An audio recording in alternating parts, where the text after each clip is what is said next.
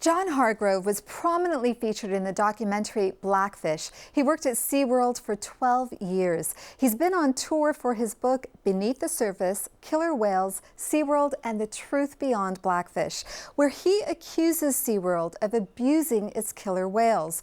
In response, Vice President of Communications for SeaWorld Entertainment, Fred Jacobs, sent an email to KPBS where he accuses Hargrove of inaccuracies and contradictions and disputes the claim SeaWorld uses the denial of food as a training technique. SeaWorld also released a 5-year-old video showing Hargrove intoxicated and repeatedly using racial epithets. Hargrove addressed that video today on KPBS Midday Edition. Watching it myself, I cringed when I would hear myself say these things.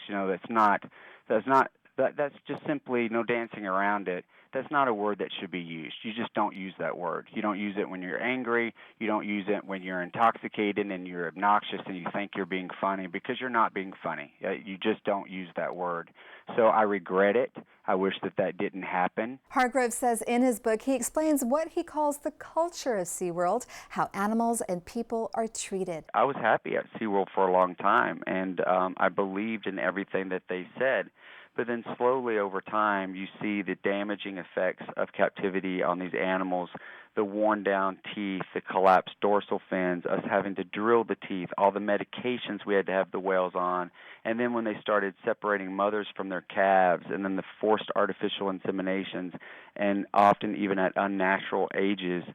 All of these things over time, you start to think for yourself. And you realize, these things are just not morally and ethically acceptable. Hargrove was scheduled for a book signing tonight at Warwick's. The bookstore canceled after the video surfaced. I'm Aoife Sharma, KPBS News.